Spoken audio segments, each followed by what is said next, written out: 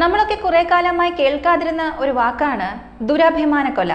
ആ വാക്ക് വീണ്ടും നമ്മൾ കേൾക്കേണ്ടി വരുമോ എന്ന് ഭയപ്പെടുന്ന ഒരു സംഭവമാണ് ഇപ്പോൾ തമിഴ്നാട്ടിലെ മയിലാടുതുറയിൽ നിന്നും പുറത്തു വരുന്നത്.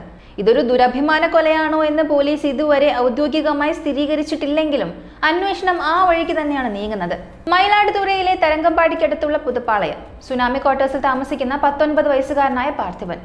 കൃഷിപ്പണിയും കൂലിപ്പണിയും ഒക്കെ ചെയ്ത് ജീവിക്കുന്ന ഒരു സാധാരണക്കാരനായ പയ്യൻ. ഈ പ്രദേശത്തിനടുത്തുള്ള സാത്തൻകുടി എന്ന ഗ്രാമത്തിലെ 17 വയസ്സുള്ള ഒരു പെൺകുട്ടി. +2 കഴിഞ്ഞ് കോളേജിൽ ചേരാൻ തയ്യാറെടുത്ത് നിൽക്കുകയായിരുന്നു ആ കുട്ടി. പാർത്ഥിപനും ഈ പെൺകുട്ടിയും തമ്മിൽ പ്രണയത്തിലായിരുന്നു എന്നാണ് കുടുംബാംഗങ്ങളും നാട്ടുകാരും നൽകുന്ന വിവരം. എന്നാൽ ഈ പ്രണയ വിവരം ഇരു വീട്ടുകാരും അറിഞ്ഞതോടെയാണ് പ്രശ്നങ്ങൾ തുടങ്ങുന്നത്. ഇരുവരും 2 വ്യത്യസ്ത സമുദായത്തിൽപ്പെട്ടവരായതുകൊണ്ട് തന്നെ ജാതി ഇവിടെ വലിയൊരു വില്ലനായി മാറി.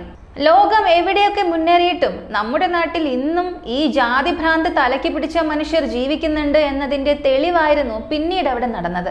ഈ പ്രണയത്തെ ചൊല്ലി 2 കുടുംബങ്ങളും തമ്മിൽ കടുത്ത ശത്രുതയിലായി. ബന്ധുക്കൾ ഇടപെട്ട് വലിയ വഴക്കുകൾ നടന്നു. ഒടുവിൽ പ്രശ്നം കുറയാൻ പോലീസ് സ്റ്റേഷൻ വരെ എത്തി. ആ സമയത്താണ് പെൺകുട്ടിയുടെ വീട്ടുകാർ പാർത്ഥിപനെ ക്രൂരമായി മർദ്ദിക്കുന്നത്. പാർത്ഥിപന്റെ ബന്ധുക്കൾ പോലീസിൽ നൽകിയ പരാതിയിൽ വ്യക്തമായി പറയുന്നുണ്ട്, അവർ ജാതി പേര് വിളിച്ച് ആക്ഷേപിക്കുകയും ജാതിയുടെ പേര് പറഞ്ഞാണ് ഇത്ര വലിയ ആക്രമണം അഴിച്ചുവിട്ടതുമെന്ന്. തുടർന്ന് പോലീസ് പട്ടികജാതി പട്ടികവർഗ പീഡന നിരോധന നിയമപ്രകാരം പെൺകുട്ടിയുടെ അച്ഛനായ ലക്ഷ്മികാന്തൻ ഉൾപ്പെടെ 5 പേർക്കെതിരെ കേസെടുത്തു. ലക്ഷ്മികാന്തൻ, സൂര്യ, മണിമാരൻ, വസന്തൻ, വിജയകുമാർ എന്നിവരായിരുന്നു ആ പ്രതികൾ. ഈ കേസിന് പിന്നാലെ ലക്ഷ്മികാന്തൻ പോലീസ് സ്റ്റേഷനിലേക്ക് എത്തുന്നതോടെയാണ് ഈ കഥയിൽ വലിയൊരു ട്വിസ്റ്റ് തന്നെ ഉണ്ടാകുന്നത്. അങ്ങനെ ലക്ഷ്മികാന്തൻ പോലീസ് സ്റ്റേഷനിലെത്തി തന്റെ മകളെ കാണാനില്ലെന്ന് പറഞ്ഞ് ഒരു മിസ്സിംഗ് കംപ്ലൈന്റ് നൽകുകയാണ്. ഇതോടെ പോലീസ് അന്വേഷണം ആരംഭിച്ചു. സ്വാഭാവികമായും ആദ്യത്തെ സംശയം തോന്നിയത് പാർത്ഥിപനിലാണ്. പോലീസ് ഉടൻ തന്നെ പാർത്ഥിപന്റെ ഫോൺ നമ്പറിലേക്ക് വിളിച്ചു നോക്കിയെങ്കിലും അവിടെ നിന്നും യാതൊരു മറുപടി ഉണ്ടായില്ല. ഇതോടെ പോലീസിന്റെ സംശയം ഇരട്ടിച്ചു. ഒരു വശത്ത് 2 കുടുംബങ്ങളും തമ്മിൽ കടുത്ത പ്രശ്നങ്ങൾ നടക്കുന്നു, മറുവശത്ത് പെൺകുട്ടിയെ കാണാനില്ല, പാർത്ഥിപന്റെ ഫോണും കിട്ടുന്നില്ല. എന്താണ് സംഭവം എന്നറിയാൻ പോലീസ് പാർത്ഥിപന്റെ ഫോൺ ലൊക്കേഷൻ ട്രേസ് ചെയ്യാൻ തുടങ്ങി. ഒടുവിൽ ആ സിഗ്നൽ ചെന്ന് നിന്നത് സാത്തൻകുടി പാമ്പാളമ്മൻ കോവിലിന് എതിർവശത്തുള്ള കുമരേശൻ എന്നയാളുടെ ഉടമസ്ഥതയിലുള്ള ഒരു പറമ്പിലാണ്. അവിടെയുള്ള ഒരു ഓലമേഞ്ഞ ഷെഡിന് ചുറ്റുമാണ് ഈ ലൊക്കേഷൻ കാണിച്ചത്. പോലീസ് ഒട്ടും സമയം കളയാതെ ആ സ്പോട്ടിലേക്ക് കുതിച്ചെത്തി. പക്ഷെ അവിടെ ചെന്ന് പോലീസ് കണ്ടത് ചോരയുറഞ്ഞു പോകുന്ന ഒരു കാഴ്ചയായിരുന്നു. ആ പെൺകുട്ടിയും പാർത്ഥിപനും ആ ഷെഡിനുള്ളിൽ തൂങ്ങി മരിച്ച നിലയിലായിരുന്നു. 2 പേരും വെവ്വേറെയാണ് തൂങ്ങി നിന്നിരുന്നത്. ഇൻസ്പെക്ടർ സന്താനമേരിയും അവരുടെ ടീമുമാണ് ആ സ്പോട്ടിൽ ഈ ദാരുണമായ കാഴ്ച കാണുന്നത്. 2 പേരും 2 വ്യത്യസ്ത കയറുകളിൽ തൂങ്ങി നിൽക്കുന്നത് കണ്ടതോടെ പോലീസിന് ഇതിൽ കടുത്ത ദുരൂഹത തോന്നി. ഇരുവരുടെയും മൃതദേഹങ്ങൾ ഇൻക്വസ്റ്റ് നടത്തി പോസ്റ്റ്മോർട്ടത്തിനായി സർക്കാർ മെഡിക്കൽ കോളേജ് ആശുപത്രിയിലേക്ക് മാറ്റി. ഈ വാർത്ത പുറത്തു വന്നതോടെ പാർത്ഥിപന്റെ ബന്ധുക്കൾ കടുത്ത രോഷത്തിലായി. അവിടെ ആകെ ബഹളമായി. അവർ വലിയൊരു ആരോപണമാണ് ഉന്നയിച്ചത്. ഞങ്ങളുടെ പയ്യൻ മറ്റൊരു ജാതിയിൽപ്പെട്ട ആളായതുകൊണ്ട് മാത്രം അവരവനെ ദുരഭിമാന കൊല ചെയ്തതാണ്. ഇത് 2 പേരും സ്വയം ജീവൻ ഒടുക്കിയതാണെന്ന് തോന്നുന്നില്ല. തീർച്ചയായും ഇതിന് പിന്നിൽ അവരാണ്. ഈ ആരോപണം ഉയർന്നതോടെ പാർത്ഥിപന്റെ ബന്ധുക്കൾ പെൺകുട്ടിയുടെ വീട് തല്ലി തകർത്തു. അവിടെ ഉണ്ടായിരുന്ന മറ്റുള്ള ബന്ധുക്കളുടെ വീടുകളിലേക്കും അവർ അക്രമം അഴിച്ചുവിട്ടു. അത്രയധികം ദേഷ്യത്തിലായിരുന്നു അവർ. ആലോചിച്ച് നോക്കുക, 2 ചെറുപ്പക്കാരുടെ ജീവനാണ് ഇവിടെ നഷ്ടപ്പെട്ടിരിക്കുന്നത്. 2 ചെറിയ കുട്ടികൾ. ആ വീടിന് മുന്നിൽ പാർക്ക് ചെയ്തിരുന്ന 4 ഇരുചക്ര വാഹനങ്ങളും അവർ അടിച്ചു തകർത്തു. പ്രദേശം മുഴുവൻ കനത്ത സംഘർഷാവസ്ഥയിലായി. മറ്റു പ്രശ്നങ്ങൾ പോലെയല്ല, ജാതിപരമായ ഒരു പ്രശ്നം ഉണ്ടായാൽ അത് എത്രത്തോളം വഷളാകുമെന്ന് നമുക്ക് പ്രവചിക്കാൻ കഴിയില്ല. പ്രത്യേകിച്ച് ഈ തമിഴ്നാട് ഭാഗങ്ങളിലൊക്കെ ഇതൊരു ദുരഭിമാന കൊലയാകാം എന്ന സംശയം ശക്തമായതോടെ പോലീസിന്റെ സുരക്ഷാ വലയവും വലുതായി. ക്രമസമാധാന നില തകരാതിരിക്കാൻ 200-ലധികം പോലീസുകാരെയാണ് ആ പ്രദേശത്ത് അടിയന്തരമായി വിന്യസിപ്പിച്ചത്. മയിലാടുതുറ SP-യും ശീർക്കാഴി അസിസ്റ്റന്റ് കളക്ടറും നേരിട്ട് സംഭവസ്ഥലത്തെത്തി സ്ഥിതിഗതികൾ വിലയിരുത്തി. സംഭവം ഇപ്പോഴും കനത്ത പോലീസ് കാവലിലാണ്. ജാതിയുടെ പേരിൽ ഇനിയും എത്ര ജീവനുകൾ ഇങ്ങനെ പൊലിയണം? സ്ഥലത്തെത്തിയ SP-യും RDO-യും അവിടുത്തെ സുരക്ഷാ ക്രമീകരണങ്ങളും ജനങ്ങളുടെ അവസ്ഥയും എല്ലാം നേരിട്ട് വിലയിരുത്തി. ഈ സംഭവത്തെ തുടർന്ന് സാത്തൻകുടി VAO രാജ പോലീസിൽ ഒരു പരാതി നൽകി. ഈ പരാതിയുടെ അടിസ്ഥാനത്തിലാണ് പോലീസ് ഇപ്പോൾ അന്വേഷണം മുന്നോട്ട് കൊണ്ടുപോകുന്നത്. ആ കാമുകന്മാർ സ്വയം ജീവനൊടുക്കിയതാണോ, അതോ ആരെങ്കിലും അവരെ അടിച്ചു കൊലപ്പെടുത്തിയ ശേഷം തൂക്കിലേറ്റിയതാണോ? ഈ ഒരു ചോദ്യത്തിന്മേലാണ് ഇപ്പോൾ പോലീസ് അന്വേഷണം കേന്ദ്രീകരിച്ചിരിക്കുന്നത്. ഇതിനിടയിൽ പാർത്ഥിപന്റെ അച്ഛൻ മാരിമുത്ത് പൊറയാർ പോലീസ് സ്റ്റേഷനിൽ ഒരു പരാതി നൽകി. എന്റെ മകനെ ആ പെൺകുട്ടിയുടെ വീട്ടുകാർ ചേർന്ന് ക്രൂരമായി അടിച്ചു കൊന്നതാണ്. ഇതൊരു ഹോണർ കില്ലിംഗ് ആണ്.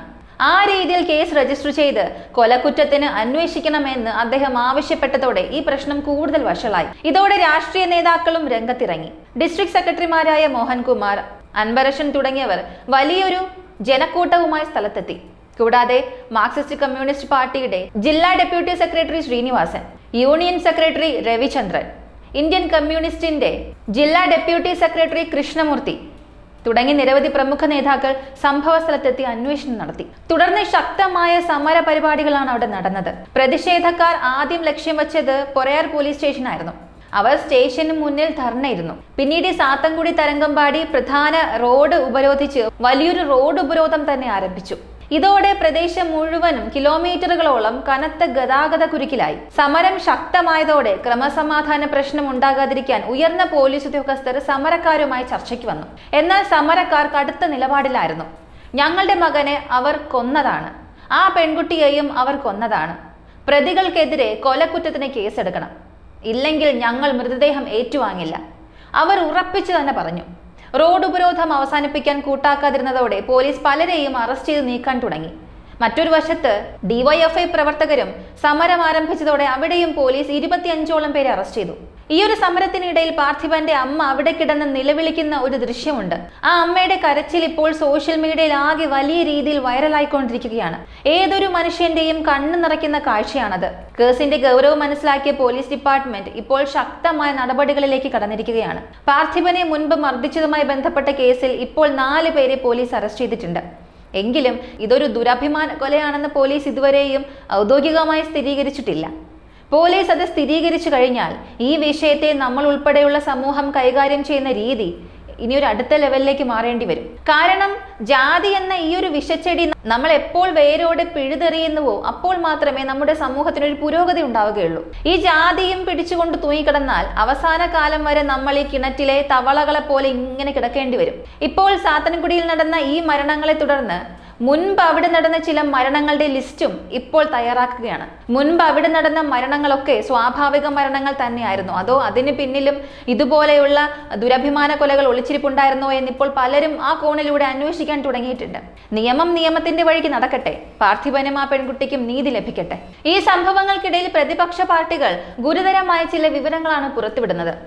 കഴിഞ്ഞ 3 മാസത്തിനിടെ മാത്രം തമിഴ്നാട്ടിൽ 8ഓളം അഭിമാന കൊലകൾ നടന്നതായാണ് അവർ കണക്കുകൾ നിരത്തി ആരോപിക്കുന്നത്.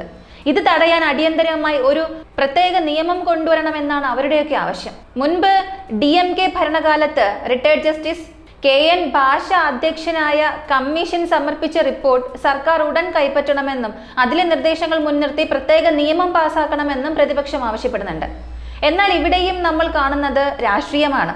ഈ റിപ്പോർട്ട് നടപ്പിലാക്കി ഒരു നിയമം കൊണ്ടുവന്നാൽ അടുത്ത നിമിഷം അതിന്മേൽ ക്രെഡിറ്റ് എടുക്കാൻ രാഷ്ട്രീയക്കാർ മത്സരിക്കാൻ തുടങ്ങും. ഞങ്ങളുടെ ഭരണകാലത്താണ് ഈ കമ്മീഷനെ വച്ചത്, ആ റിപ്പോർട്ട് ഉപയോഗിച്ചാണ് ഇപ്പോൾ നിയമം വന്നതെന്നൊക്കെ പറഞ്ഞ് തങ്ങളുടെ നേട്ടമായി അത് ചിത്രീകരിക്കും. അപ്പോ എനിക്ക് തോന്നിയ ഒരു വലിയ സങ്കടം ഇതാണ്. ഇവിടെ ഒരു വലിയ പ്രശ്നം നടക്കുമ്പോൾ അതിന് പരിഹാരം കാണുന്നതിനേക്കാൾ അതിന്റെ ക്രെഡിറ്റ് ആര് കൊണ്ടുപോകും എന്നതിലാണ് ഈ രാഷ്ട്രീയക്കാർക്ക് കൂടുതൽ താല്പര്യം. ഈ ചിന്താഗതി രാഷ്ട്രീയക്കാരിൽ നിന്നും എപ്പോൾ മാറുമെന്നറിയില്ല. ഈ 2 ചെറുപ്പക്കാരുടെ മരണം ജാതി കാരണം നടന്ന ദുരഭിമാന കൊലയാണെന്ന് ഉറപ്പായാൽ, ഞാൻ വീണ്ടും പറയുകയാണ്, പോലീസ് ഇതുവരെ ഔദ്യോഗികമായി ഉറപ്പിച്ചിട്ടില്ല. അതുകൊണ്ട് തന്നെ നമുക്കിത് 100% ഉറപ്പിക്കാനും കഴിയില്ല. പക്ഷെ ഇത് ദുരഭിമാന കൊലയാണെന്ന് തെളിഞ്ഞാൽ ഈ സമൂഹവും പോലീസും ഇതിനെ അങ്ങനെ എളുപ്പത്തിൽ വിട്ടുകളയില്ല.